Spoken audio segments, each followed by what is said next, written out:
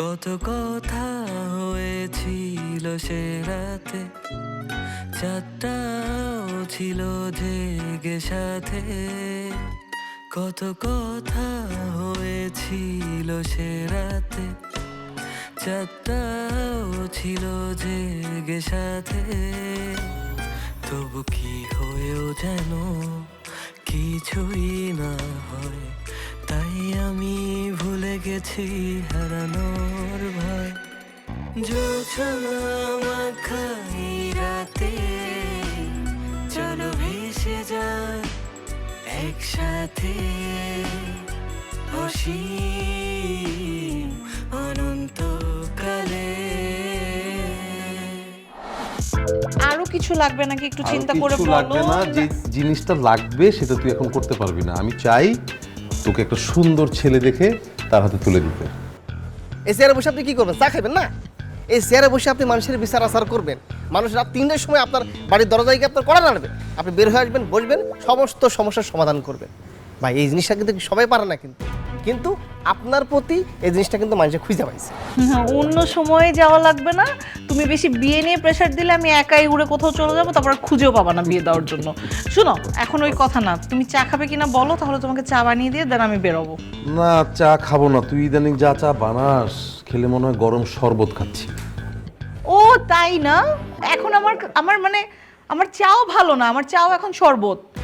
Fine, চা দিব না, চা খাওয়াও লাগবে না তোমার। আর এই যে তোমার কার্ড, তোমার কার্ডও লাগবে না, টাকাও লাগবে না, আমি যাই। আমি রাগ করেছি। আচ্ছা ঠিক আছে, এক মগ চা বানিয়ে নিয়ে আয়, খাবো, যা। চা বানাবো না। পাগলটারে নিয়ে যে আমি কি করি। একটু পরে আবার সুসুর করে আসবে চাটা বানিয়ে। টগর ভাই, দুনিয়ার মানুষ হলো স্বার্থপর। কে একটু উপরে উঠে গেলে নিচের মানুষরা খোঁজ খবর রাখে না। গতকাল যে লোকটা চায়ের দোকানে একসাথে বসে চা ভাগাভাগি করে খাইলো, আজকে সেই লোকটাই 3-4জন লোক নিয়ে রাস্তাতে হাইটা যায়। তার পিছনে একজন লোক থাকে তার মোবাইল ধরার জন্য। এসব স্বার্থপর লোকজনের কথা আর মনে করতে চাই না। হঠাৎ করে আবার তোমার কি হলো মিল্টন?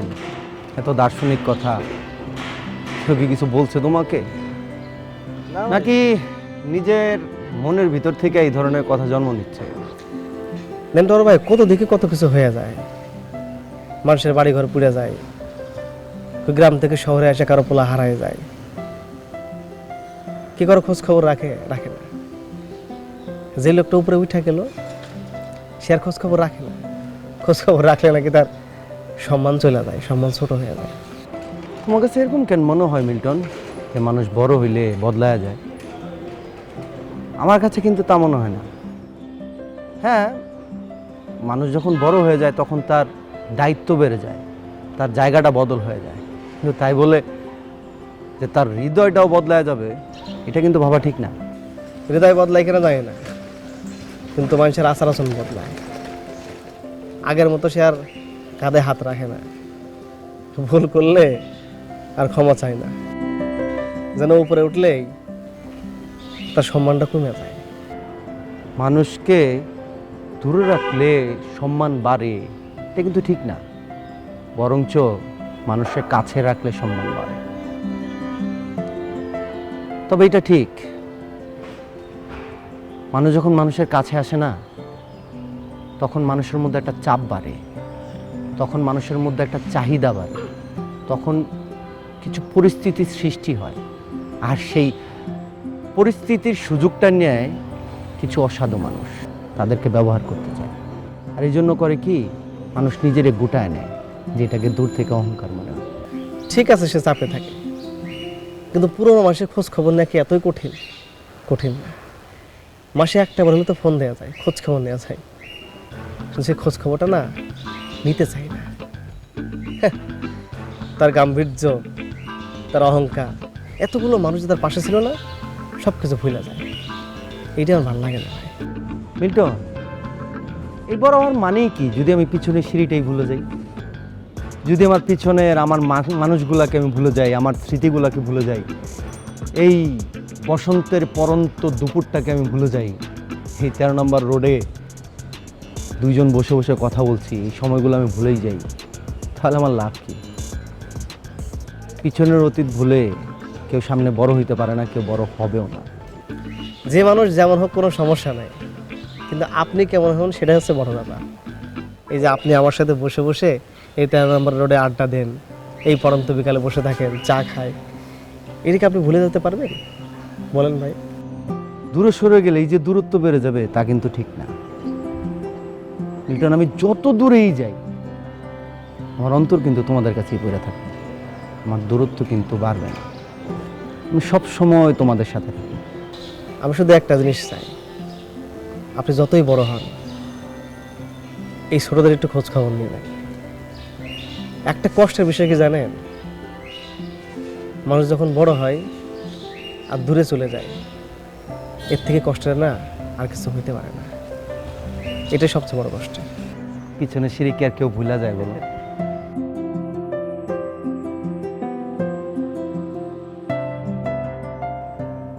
শোন, শত ব্যস্ততার মধ্যেও আমাদের এই ভাই বোনের এই আড্ডাটা না খুব জরুরি। বাইরে আমরা যতই নাম ডাক থাকুক না কেন, ঘরের ভিতর যদি একটু আমরা হাসি খুশি না থাকি, আমাদের বন্ডিংটা কি ঠিক থাকবে বল? বন্ডিংটা তো উইক হয়ে যাবে। সো বাইরে যত নাম ডাকি থাকুক, বাইরের লাইফ বাইরে, বাসায় যখন আমরা থাকবো তখন ফুর্তি মনে থাকবো, অনেক আড্ডাবাজি করবো প্রতিদিন নির্দিষ্ট একটা টাইমে, ঠিক আছে? বাহ, তোর ভাই তো দেখছি আজ ভালোই মুডে আছে। বিকেল অবধি তো দেখলাম বেশ কাগজপত্র নিয়ে গম্ভীর ছিল, আর এখন দেখছি অনেক আবেগ আসছে। কোথা থেকে আসছে এত আবেগ? না, বিষয়টা আসলে ওরকম না। দেখো, আমি তো আমার কাজের জন্য সারাদিন বাইরে থাকি, বিভিন্ন ধরনের মানুষ ডিল করি, মানুষ দেখি, কারো হাসি মুখ দেখি, কারো কান্না মুখ দেখি, কারো সুখী মুখ, কারো দুঃখী মুখ। তখন তোমাদের দুজনকে খুব মিস করি আমি, কারণ আমার তো আপন বলতে তোমরা দুজন ছাড়া আর কেউ নেই। বাসায় আসার পর তোমাদের দুজনের সুখী চেহারা যদি আমি দেখতে না পাই, তাহলে না ভেতরটা প্রচণ্ড আলোড়িত হয়ে যায়, অস্থির লাগতে থাকে, খুব ফাঁকা ফাঁকা লাগে, মনে হয় অনেক মানুষের মাঝে থেকে আমি ভীষণ একা। তোমার কথা শুনে আমার মনে হচ্ছে যে এত ব্যস্ততার মধ্যেও আমার ভাইয়াটা আসলে ঠিক ছোটবেলায় যে আমার ভাইয়াটা ছিল ওই ভাইয়াটাই আছে, একটুও চেঞ্জ হয়নি। মানে তুমি এত ব্যস্ত থাকো, তারপরেও তোমার মধ্যে আসলে বিন্দুমাত্র কোনো চেঞ্জেস নেই আমাদের জন্য। এটা আসলে আমার কাছে খুব ভালো লেগেছে। তোর ওই ভাইটা কোথাও হারিয়ে যায়নি, ওই ভাইটা এই ভাইয়ের ভিতরেই বসবাস করছে। আমি আগের মতোই আছি, শুধু দায়িত্বের চাপে মাঝে মাঝে একটু এলোমেলো হয়ে যাই, অনেক কিছু এসে ভর করে, কিছু কিছু জিনিস এড়াতে পারি না তখন না। এই জন্যই তো বলছি যে নিয়মিত বাসার এই আড্ডাটা দরকার, তাহলে দেখবি তোর ওই ভাইটাকেই তুই পাবি, পুরোনো চেহারার ভাইটাকে। আসলে ঠিক কথা। আমরা সংসারে একসাথে থাকার পরেও যদি আমাদের সাথে ঠিকঠাক যোগাযোগটা না হয়, এই যে এখন আমরা কথা বলছি, এই কথাগুলো যদি আমাদের মধ্যে না হয়, তাহলে কিন্তু আমাদের দূরত্বটা দিন দিন বেড়েই যায়। এটা কিন্তু আমরা বুঝে উঠতে পারি না। আর এই জন্য আমাদের উচিত এইভাবে মাঝে মাঝে আড্ডা দেয়া, কথা বলা, আর এই ভুল বুঝাবুঝিটাকে ক্লিয়ার করে ফেলা। মাই গড, তুমি জানো আমি এতদিন ভাবতাম যে তোমরা দুজন একসাথে বসে কিছু বললেই মনে হয় আমাকে নিয়ে গসিপ করো, বাট আজকে আমি তোমাদের অ্যাকচুয়াল ইন্টেনশনটা বুঝতে পেরেছি। তোমরা দুজন গসিপ না, আমাকে একদম আটকে রাখতে চাও। আটকে রাখা না, আগলে রাখা। দেখ, ধরে রাখাটা না আমি ঠিক বিশ্বাসী না, আমি বিশ্বাস করি পাশে থাকায়। দেখ, আমি যদি তোকে এখন জোর করে ধরে রাখি, একসময় হাতটা না কোনো না কোনোভাবে ছুটে যাবেই, যেটা আর কখনো ফিরবে না। কিন্তু তোকে যদি আমি পাশে রাখি, তুই যদি কখনো আমাদের ছেড়ে চলেও যাস, আবার তুই ফিরে আসবি। এই জন্যই তো বলছি, শত ব্যস্ততার মাঝেও প্রতিদিন সন্ধ্যার সময় পারলে একটু সময় দিস তোর এই ভাইটাকে, একসাথে বসে কফি খাবো, চা খাবো, আড্ডাবাজি করবো, ভালো থাকবো। হ্যাঁ ভাইয়া, আমার না আসলেই জানো মাঝে মাঝে মনে হয় যে আমি আমার কাজগুলো গুছিয়ে নিতে নিতে মনে হয় আসলেই এত ব্যস্ত হয়ে যাচ্ছি যে তোমাদেরকে প্রপারলি টাইম দিতে পারছি না। I am so sorry. একটা জিনিস কি মেধা, মানুষের সম্পর্কটা না একটা গাছের মতো, তুই যত পানি ঢালবি গাছ তত সতেজ হয়ে বড় হতে থাকবে। প্রতিদিন পানি ঢালতে হবে, নার্সিং করতে হবে। কিন্তু তুই যদি গাছটাতে প্রপারলি পানি না ঢালিস, নার্সিং না করিস, তাহলে কি সতেজতা নিয়ে বড় হবে? হবে না, বরঞ্চ পাতাগুলো শুকিয়ে ঝরে পড়ে যাবে। আমাদের জীবনে ছোট ছোট কিছু বিষয়কে গুরুত্ব দিতে হবে এই জন্যই, যেমন একসাথে মাঝে মাঝে থাকা বা প্রতিদিন একটা টাইম যদি আমরা স্পেন্ড করি, পুরনো কথা মনে করি। ভাইয়া তুমি গাছের কথা বলাতে আমার মনে হয়েছে, তোমার মনে আছে আমাদের গ্রামের বাড়িতে যে একটা বড় আম গাছ ছিল, ওই আম গাছে তুমি একটা দোলনা বানিয়ে দিয়েছিলে আমাকে? না, ওকে বলা হয় নাই। শোনো, আমাদের গ্রামে যে একটা আম গাছ ছিল, আম গাছটা ছিল সম্ভবত ফজলি আম। হ্যাঁ, অনেক বড়, অনেক মানে ফজলি আম গাছ তুমি দেখেছো কিনা আমি জানি না, অনেক বড় শাখা প্রশাখা থাকে। তো ওকে একটা দোলনা বানিয়ে দেওয়া হয়েছে।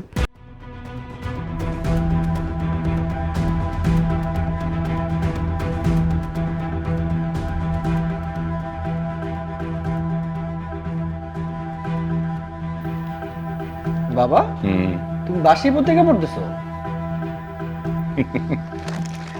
শোন, যে পত্রিকা মানে যে পত্রিকা তুই সকালে পড়িসনি, ধর গতকালকের পত্রিকা তুই গতকালকে পড়িসনি, আজকে পড়ছিস, সেটা কিন্তু বাসি হয় না। আমি যেহেতু গতকালকে পড়িনি, তা আজকে পড়ে নিচ্ছি। বাহ, খুব ভালো বলছো। কিন্তু বাবা, মানে নিউজ পুরনো হলে তো সেটা বাসি হয়েছে। ধরো একটা ঘটনা, মানে একটা অ্যাক্সিডেন্ট হয়েছে, সেটা তুমি 1 মাস পরে জানলে, মানে ব্যাপারটা কেমন না? দেখ বাবা, বিষয়টা কিন্তু সেটা না, বিষয়টা হচ্ছে মনের। মন যা করে আনন্দ পায়, আমার মনে হয় সেটাই করা উচিত। আমার এখন মন চাচ্ছে যে আমি বাসি পত্রিকা পড়বো, আমার ভালো লাগছে, আমি তাই পড়ছি। ঠিক আছে, পড়ো, তুমি বাসি পত্রিকায় পড়ো। বাবা, ওই কি একজন আসছিল বোধহয়, তুমি জমি জমা নিয়ে কথা বললা, কে উনি? ও, তুই তো চিনিস না? না কেন, ও তো আমাদের এলাকার কমিশনার। ও, কমিশনার নাকি? হ্যাঁ। ওনার সাথে তোমার এত ঘনিষ্ঠতা কিসের? ও, আসলে তুই তো তখন বিদেশে ছিলি লেখাপড়ার জন্য, না? আসলে এই যে দেখ বাবা, আমার যে রিয়েল এস্টেট কোম্পানি আছে, আমি যে মালিক হয়েছি, সেটা কিন্তু প্রথমে খুবই ছোট ছিল। এই যে কমিশনার, সে আমাকে সহযোগিতা করার পর এত বড় একটা প্রতিষ্ঠান করেছি। আচ্ছা বাবা, তাহলে এই যে বাংলাদেশে এত বড় বড় কোম্পানি, রিয়েল এস্টেট বিজনেস, এরা সবাই কি অনেক বড় হয়েছে এই কমিশনার টমিশনার এদের দ্বারা? আরে না, তাও তো যাবে কেন? না, মানে তোমার কথা শুনে আমার সেরকমই মনে হচ্ছে যে কমিশনার ছাড়া অনেক বড় বিজনেস করা যায় না। বাবা, তুই যেভাবে আমাকে প্রশ্ন করছিস, তাতে মনে হচ্ছে তুই পুলিশ, আমি আসামি। আর বাবা, তুমি আসামি হতে যাবে কেন? তুমি তোমার বাবা, তাই না?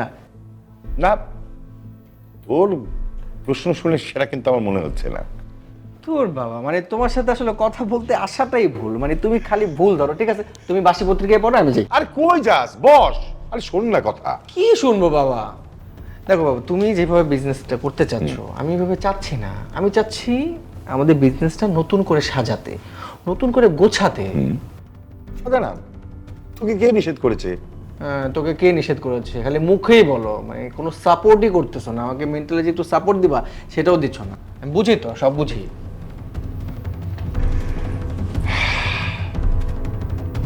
আর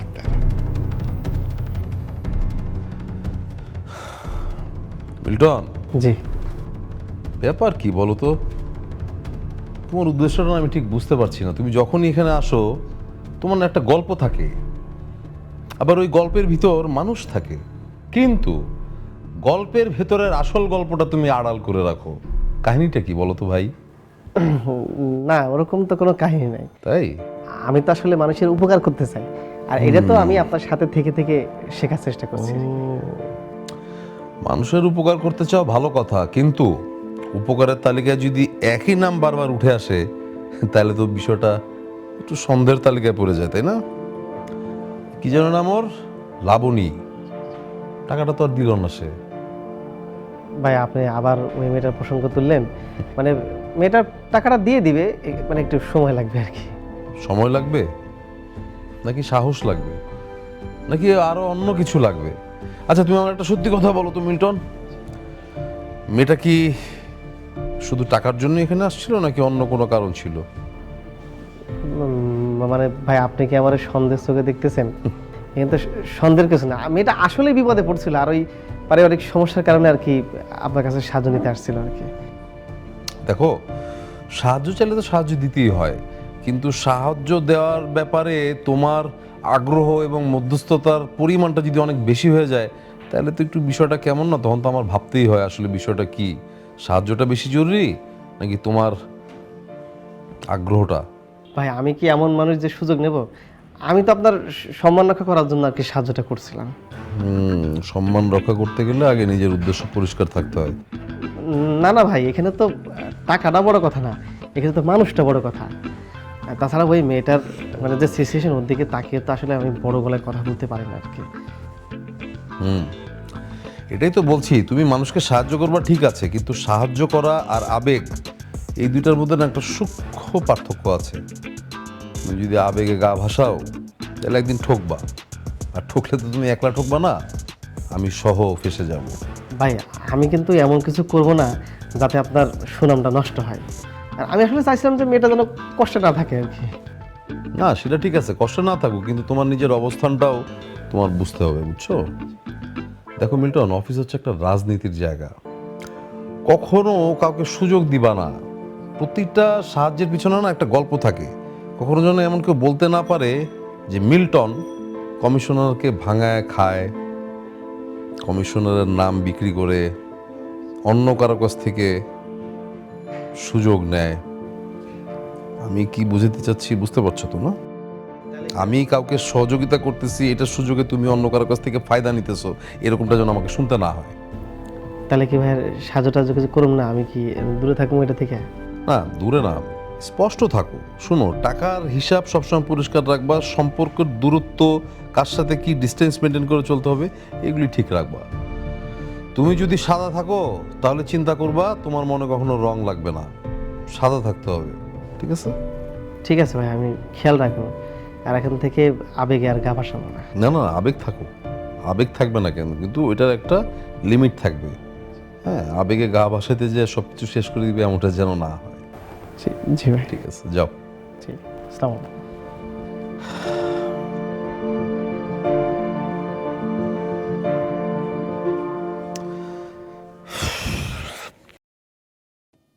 মাস্টার সাহেব, মাস্টার সাহেব বাড়িতে আছেন? মাস্টার সাহেব, আমি চেয়ারম্যান। আসেন ভাই, আসেন আসেন।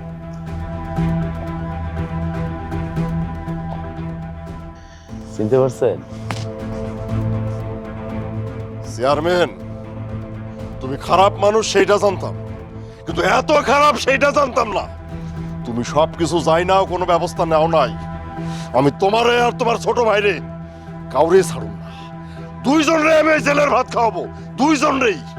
বলা শেষ হয়েছে? থামো, চিল্লাও কে? বুড়ো হয়ে গেছো না? আরে হার্ড স্টক করে কাইতে হয়ে যাবা। হ্যাঁ, চিল্লায় মার্কেট পাওয়া যাবো? কোনোভাবেই যাইব না। আরে ফাড়া বাসের মতন চিল্লাইয়া লাভ নাই। আমি যেটা কইছি সেটা করো। কইছিলাম তো আমার বাইরের লগে বিয়া দিয়ে দাও, দিলা না?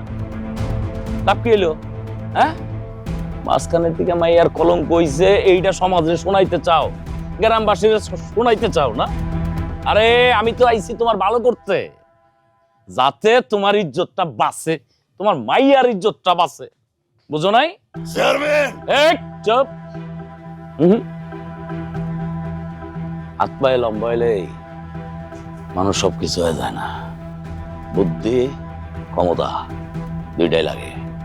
ঘরের ভিতরে যা, চুপ করে বয়ে থাক, আর আকাশের ফেলে তাকায় ভাইবা দেখ চেয়ারম্যান কি কয়ে গেছে। এর চেয়ে বেশি উল্টা পাল্টা হইলে আমার চেয়ে খারাপ কেউ হইব না। কমিশনারের বোন বলে কথা, একমাত্র বোন। বড় ভাই যেমন ব্যস্ত থাকে, বোনও তো এরকম মহাব্যস্ত থাকবে, এটা তো স্বাভাবিক।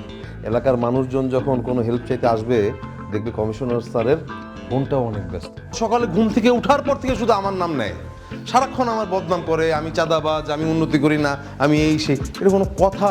হাসির আড়ালে লুকায় কান্না, ভালোবাসা নাকি প্রতারণা? সাদা কালো গল্প বলে কে যে আপন, কে যে চলে।